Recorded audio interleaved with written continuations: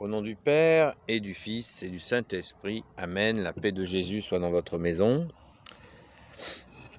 J'espère que vous allez bien, que vous êtes dans la joie et la paix de Jésus, sa paix et sa joie.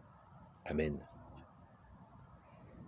Je ne sais pas quel titre trouver à cette vidéo, mais ça pourrait être ne faisons pas l'inverse de ce que nous souhaitons. C'est pas mal comme titre. Qu'est-ce que ça recouvre? C'est que des fois, ça rejoint toujours, enfin pas toujours, mais souvent, là, cette parole de Saint Paul, du grand Saint Paul, quand il nous dit « Pourquoi je fais le mal que je ne veux pas faire et le bien que je voudrais faire, je n'arrive pas à le faire », dit-il en criant vers Jésus, bien sûr. Mais je crois que ça nous arrive bien plus souvent qu'à notre tour de vouloir faire ce que nous ne voudrions pas faire et de ne pas faire ce que nous voudrions faire. Alors, est-ce qu'on est maso ou est-ce que tout simplement on n'écoute pas assez Jésus? Moi, je pense que c'est la deuxième option, parce que nous n'avons pas l'habitude de faire le bien. C'est pas tout de notre faute. Je crois qu'il ne faut pas se battre systématiquement. Des fois, il faut bien sûr se remettre d'aplomb, mais d'équerre, nous-mêmes. Mais il y a quand même une influence. Nous ne vivons pas sur une île déserte, et il y a une influence de la société maçonnique, mauvaise, qui a quand même énormément balisé, au mauvais sens du terme, les choses pour que nous tombions dans le panneau régulièrement, dans ces erreurs de faire ce que nous ne voudrions pas faire et de ne pas faire ce que nous voudrions faire. Tout est discernement. Le discernement, ce n'est pas une science exacte. Le discernement, c'est demander à Jésus. Jésus a dit, si vous êtes 2 ou 3 en mon nom, je suis au milieu de vous. Et de nous exprimer à cœur ouvert dans les situations que nous vivons pour écouter Jésus et trouver la solution. C'est des fois très compliqué, très très compliqué. On va prendre un exemple simple. Quelqu'un vous demande de lui prêter de l'argent, sujet sensible, et qui risque d'être de plus en plus sensible dans les jours et les prochains mois que nous traversons. Mais bon, à chaque jour suffit sa peine, ne cédons pas à la panique ambiante. La question, quand quelqu'un nous demande de lui prêter de l'argent, eh bien, ça soulève énormément de choses. Et c'est justement le moment, peut-être dans ces moments un peu critiques, où nous apprenons à t'écouter, Jésus.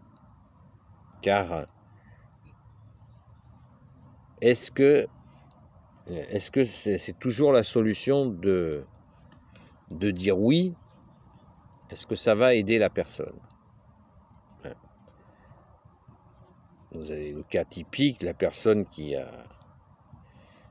besoin d'argent, je ne sais pas, elle veut changer de voiture, peut-être qu'il serait préférable qu'elle se contente de celle qu'elle a et qu'elle fasse les réparations nécessaires, et peut-être lui donner un coup de main pour trouver un réparateur qui soit, qui sait, plus abordable. Et ça peut être l'occasion de dire à la personne que, tu sais, ta nouvelle voiture, tu ne l'emmèneras pas au royaume des cieux. On n'emmène rien. Voilà, il y a des exemples. Bon, est-ce que si la personne vous demande de lui prêter de l'argent parce qu'elle n'a rien à se mettre sous la dent, là la pression monte. Je dois le faire, je ne dois pas le faire. C'est le moment d'interroger Jésus, de lui demander ce que vous devez faire, ce que nous devons faire dans ce genre de situation. C'est très délicat, mais c'est d'autant plus délicat que nous voulons répondre sans toi, Jésus. Discerner les situations, et on a souvent les mauvais réflexes. Donc il est utile dans ces moments-là de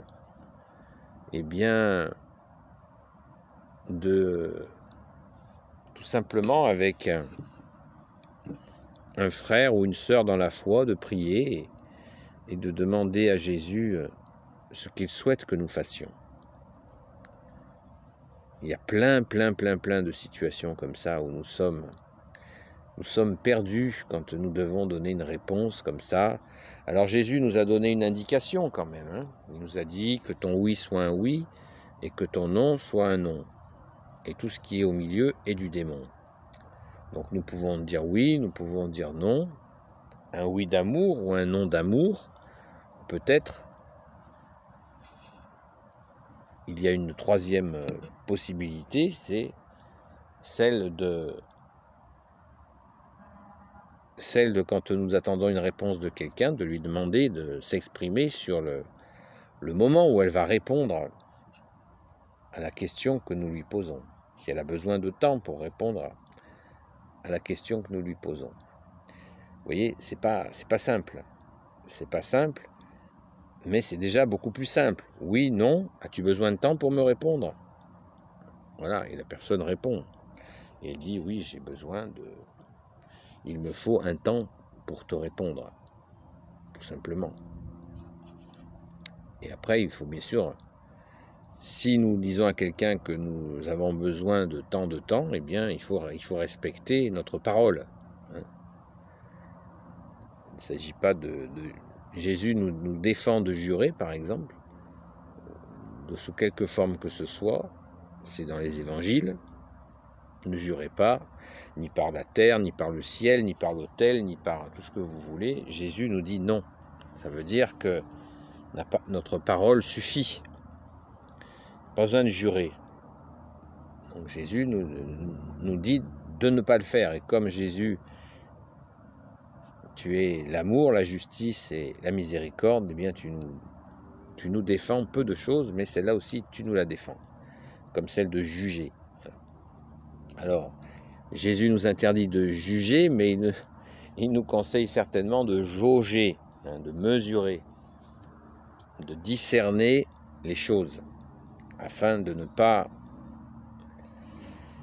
tomber dans des pièges de l'ennemi des âmes qui veut nous mettre dans des situations que nous pourrions regretter amèrement. Alors, c'est un grand travail, le discernement. Et comme on est un peu flemmard, souvent on ne le fait pas. On ne le fait pas, et on est flemmard à double sens, dans le sens où on ne veut pas, comme on dit, prendre le taureau par les cornes, mais on ne le fait surtout pas dans le sens où c'est l'occasion de dire au secours Jésus et de lui remettre la situation entre les mains. De dire Jésus, je te remets cette situation et aide-moi à faire le bien. On ne peut pas imaginer le bien qu'on peut faire à quelqu'un en lui disant non, par exemple. Un non d'amour, ça va permettre à la personne... Si quelqu'un, par exemple, vous dit ben, prête-moi de l'argent et que cette personne, elle a une possibilité, en fait, d'obtenir cet argent, mais par un moyen qui va lui demander quelques efforts, eh bien, si vous lui dites oui, vous allez empêcher l'œuvre de Jésus, qui est Dieu. Parce que Jésus voulait peut-être que cette personne fasse des efforts pour obtenir cet argent. Et vous, avec vos gros sabots, je me mets dedans, hein, nous avec nos gros sabots, eh bien, si on prête cette somme, eh bien la personne va zapper le travail que lui a demandé Jésus. Ah! Et oui, ne jouons pas contre Jésus. C'est terrible ce que je dis, mais pourtant, je pense que dans nos vies, nous avons tant de fois, on s'est fait piéger comme ça, où on a empêché Jésus d'agir dans le sens que lui, il souhaite. Hein, combien de fois ça nous est arrivé? On n'en fait pas la liste, hein, parce que c'est pas terrible. Hein. C'est compliqué. Mais c'est compliqué quand on n'interroge pas Jésus, on ne lui demande pas ce que nous devons faire. Et Jésus aime être consulté, non pas que Jésus veuille nous dire marche à droite, marche à gauche, marche au milieu, un pas sur le côté. Non, non, non, non, non, non, on n'est pas des robots. Jésus ne veut pas ça. Il veut nous entraîner à réfléchir avec notre cœur et notre tête. Si on a les deux, c'est pas pour rien. La tête et le cœur et l'esprit pour discerner, comprendre les situations. Voilà. Et c'est cela que Jésus veut. Il veut que nous réfléchissions par nous-mêmes, mais pas uniquement avec nos données à nous. Il veut que nous prenions en compte ces données à lui, de comment il nous fait évoluer, et il peut faire évoluer la personne que nous pouvons éventuellement aider. Mais il faut aider cette personne dans le sens de l'aide de Jésus. Et oui, sinon nous ne sommes pas serviteurs. Ou alors on devient un mauvais serviteur à servir l'autre côté. Ce n'est pas ce que nous souhaitons, bien entendu. Merci Jésus, alléluia. Voilà. Donc je pense que cette notion-là nous est très proche. Et c'est notre quotidien. C'est notre quotidien de discerner les situations. Mais qu'est-ce que je vais faire? Qu'est-ce que je dois faire pour sortir de cette situation? Ou là, une personne m'appelle et me demande: est-ce que tu peux me rendre un service? Est-ce que tu peux me prêter de l'argent? Est-ce que tu peux me prêter ta voiture? Est-ce que tu peux ci? Est-ce que tu peux mi? Qu'est-ce que je fais? Qu'est-ce que je fais? Au secours Jésus, dis-moi ce que je dois faire. Mais ça se passe. Jésus ne veut pas nous répondre comme ça. Jésus veut que nous réfléchissions, bien sûr que nous le prions, et que nous écoutions. Et en même temps que nous réfléchissions nous-mêmes. Et il va maturer notre réflexion pour que nous prenions l'habitude de le prendre en compte. C'est une affaire à 3 personnes. Le demandeur ou la demandeuse, Jésus et nous. Si on enlève Jésus de la décision, on est cuit, on va se faire piéger par le mal. Donc il faut avoir le réflexe d'inviter Jésus, parce que Jésus ne s'impose pas, vous le savez, d'inviter Jésus à la réflexion pour qu'il nous donne la marche à suivre. C'est-à-dire la réflexion qui va aller dans l'intérêt, bien sûr, de Jésus, dans ce que souhaite Jésus, sur comment Jésus va aider cette personne, donc parce que si Jésus l'aide, c'est bon, et aussi pour que nous prenions le réflexe d'inviter Jésus et de comprendre ce que souhaite Jésus vis-à-vis des personnes comme ça qui nous sollicitent, et aussi que ça fasse du bien à la personne, là sur un plan complètement humain. Si elle a des efforts à faire, eh bien, si c'est Jésus qui lui demande, amen, alléluia. Vous voyez, on dit souvent, ça c'est la solution de facilité. Eh bien oui, mais justement, la solution de facilité, si on invite Jésus, il n'y aura pas la solution de facilité. La personne devra faire des efforts pour son bien, bien entendu. Jésus ne nous demande pas de faire des efforts pour nous punir ou pour nous visser ou je ne sais pas quoi. Jésus nous demande des efforts, de faire des efforts pour grandir, pour que nous soyons plus promenés par le bout du nez, par le malin. Vous comprenez? Pour qu'on soit bien, parce que Jésus nous aime. Il ne veut que notre bien, notre bien-aimé Jésus. Amen. Béni soit le Père, le Fils et le Saint-Esprit. Amen. Ô Jésus, toi qui peux tout et qui portes tout, toi le Sauveur, toi l'Emmanuel, je te confie toutes celles et ceux qui regarderont cette vidéo, ainsi que leurs proches selon ta sainte volonté, ô Jésus.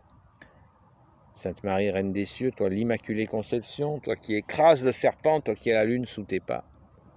Saint Joseph, toi le juste et le saint, toi le sage, toi la terreur des démons, toi le saint gardien de la Sainte Église catholique apostolique. Sainte Marie-Madeleine, notre chère sainte patronne. Et vous, tous les saints et saintes amis de Jésus, Saint Michel Archange qui est comme Dieu, Saint Gabriel Archange, Saint Raphaël Archange et tes anges guérisseurs, et vous tous les anges qui servez Jésus, je vous confie toutes celles et ceux qui regarderont cette vidéo ainsi que leurs proches selon ta sainte volonté, ô Jésus.